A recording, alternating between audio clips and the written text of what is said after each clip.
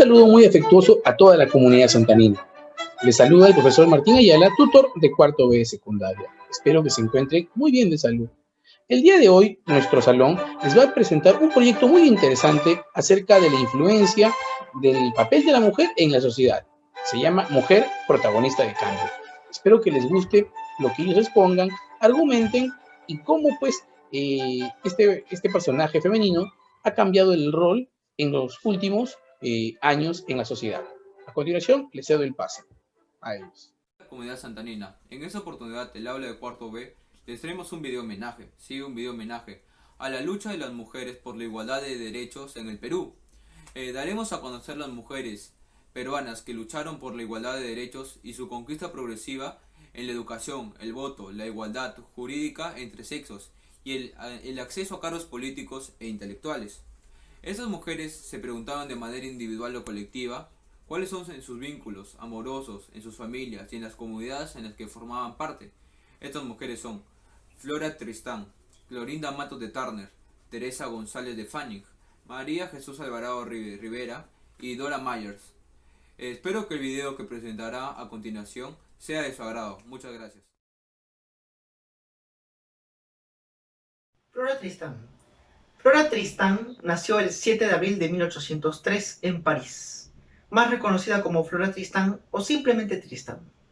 Su padre, Mariano de Tristán y Moscoso, hermano de Juan Pío de Tristán y Moscoso, fue un aristócrata y coronel peruano natural de Arequipa y miembro de la Armada Española, mientras que su madre, Thérèse Desnais, era francesa. El padre no llegó a reconocer legalmente a Flora como su hija. Cuando Flora apenas tenía 5 años, su padre falleció, lo cual dejó a la familia en la pobreza. La falta de reconocimiento legal por parte del padre le impidió heredar los bienes que dejara este. 2 años después de la muerte de su padre, Flora y su madre se trasladan a vivir a un barrio marginal de París. A los 16 años comienza a trabajar como colorista en un taller de litografía. Se casa con el propietario André Chazal el 3 de febrero de 1821. En los 4 años siguientes tienen 3 hijos, uno de los cuales muere. Este matrimonio de conveniencia se disolvió a causa de los celos y malos tratos del esposo hacia Flora. A los 22 años, Flora huye del hogar, llevándose a sus hijos. Su doble condición de hija natural y esposo separado la redujo a la marginal condición de paria, como le gustaba denominarse. Chazal la persigue incansablemente. Finalmente logra un acuerdo judicial con Flora, por el cual se queda con la custodia del hijo varón, mientras ella se queda con la niña. Una mujer que desde los márgenes y la exclusión había logrado levantar una vida y una obra de pensamiento y acción política. A través de su experiencia tejió el feminismo, el socialismo, el pacifismo y antiesclavismo. Acabó falleciendo con 41 años en Burdeos, el 14 de noviembre de 1844, a donde había acudido para expandir su unión internacionalista obrera en un intenso tour por tierras francesas.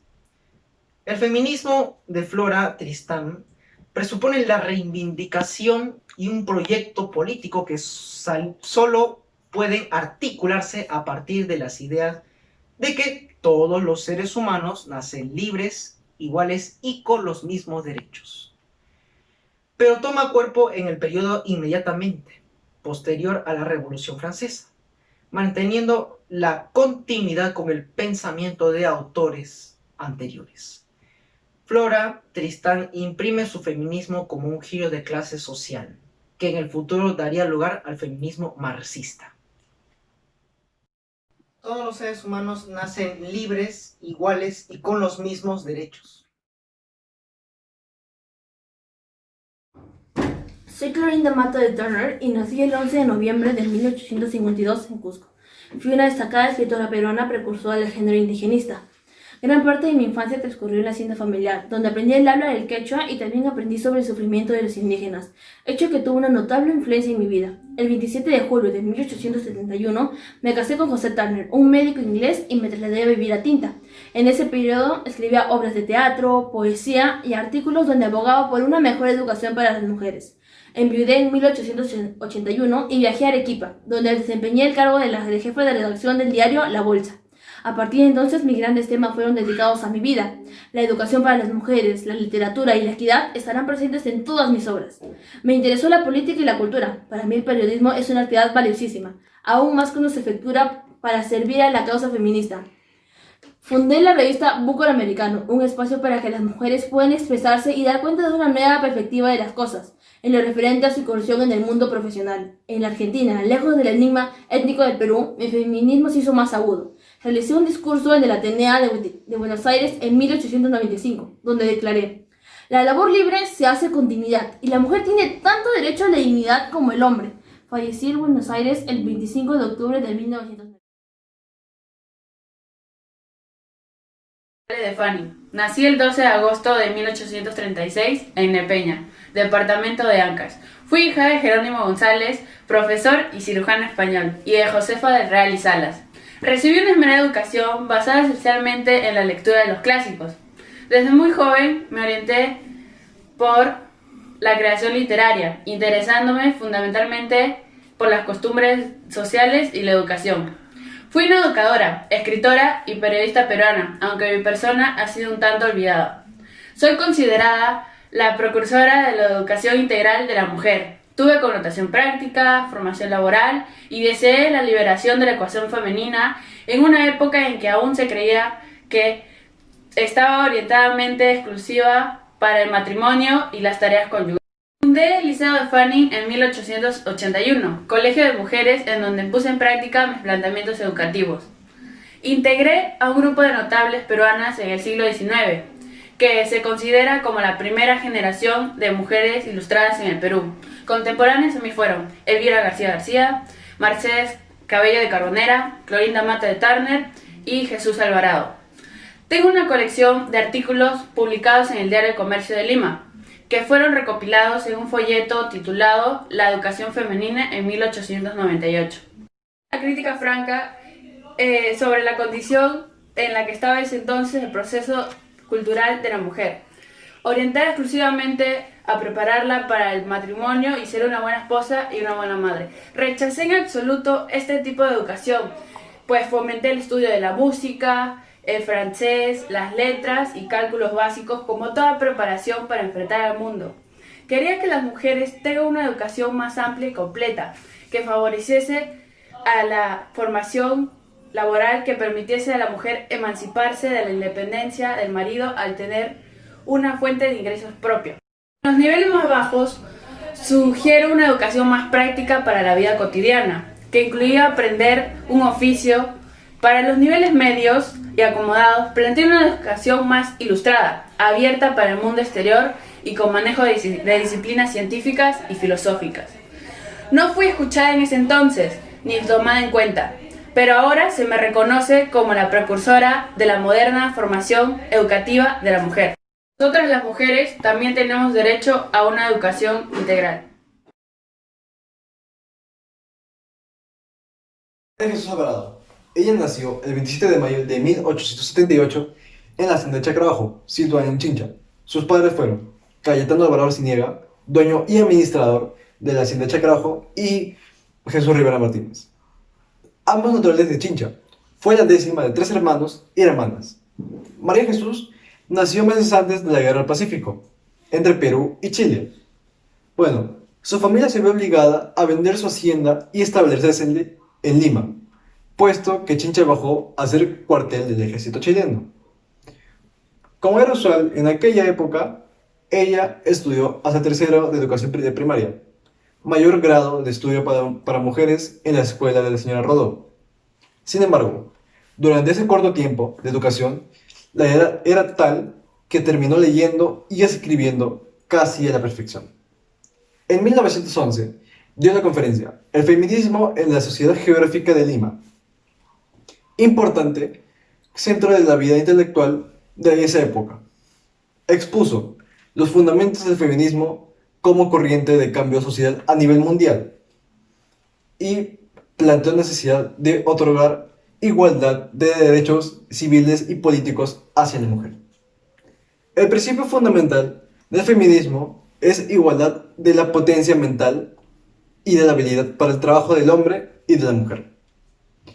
Igualdad irrefutablemente probada por la historia, hasta por la somera observación diaria, por cuya identidad de personalidades es de absoluta justicia que sean igual ante la ley, libertándose la mujer de la forzosa y muchas veces tiránica cruel tutela del hombre, que ningún derecho tiene a ejercer supremacía entre la pareja humana.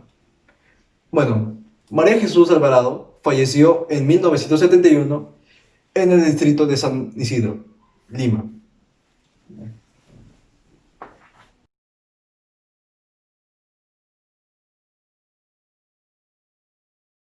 Soy Dora Mayer, nací el 12 de marzo de 1868 en Hamburgo. Fui hija única de Anatol Adolf Mayer y Matilde Loetz, ambos de vocación protestante. Los tres vivimos en Hamburgo hasta que decidieron salir de Alemania por oposición al nuevo orden político prusiano. Arribamos al Callao el 14 de abril de 1873, cuando tenía 5 años, en pleno surgimiento del civilismo. Fui autodidacta, ya que mis padres se encargaron de mis primeras experiencias educativas. Fundé la Asociación Pro Indígena junto a Joaquín Capello y Pedro Zule. Colaboré con varios artículos sobre los indígenas en las revistas Amauta y Labor de Carlos Mariátegui. También escribí durante 3 años en La Crítica, revista que fundé con mi colega Miguelina Acosta. A pesar de ser perseguida y censurada por el gobierno de Augusto B. Leguía, me las ingenié para seguir escribiendo en otras revistas intelectuales. Mi lucha fue por los derechos de los indígenas. A comienzos del siglo XX, entre los años 1903 y 1904, me presenté en El Comercio con los artículos titulados Las Cartas del Perené. Estos artículos eran crónicas que escribí durante mis viajes a la sierra y selva peruana. En 1905 empecé a publicar sobre los indígenas, lo cual ya tenía un vínculo con organizaciones dentro del país que me informaban sobre las demandas y problemas que tenían, y yo los publicaba en los medios y periódicos que tenía acceso. Fallecí a los 90 años el 7 de enero de 1959 en mi casa, que queda en el pasaje Inclán, cerca de la Plaza San Martín, cercado de Lima, Perú. Mis restos descansan en el Cementerio Británico de Bellavista, Callao. Este video homenaje pretende hacerles reflexionar sobre la importancia de la lucha de la mujer peruana a finales del siglo XIX y XX. En este tiempo, la mujer ha logrado alcanzar avances significativos como derecho a la educación, el voto, al trabajo remunerado y entre otros.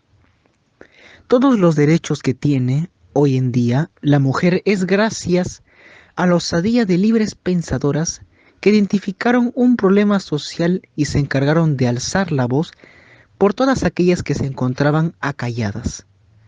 En conclusión, la desigualdad de género se manifiesta de muchas maneras, desde la brecha salarial en nuestro país hasta la ausencia de iguales derechos para las mujeres en algunas sociedades tradicionales, pasando por el sexismo en el lenguaje en muchos idiomas o el reparto asimétrico de las pesadas tareas domésticas en todo.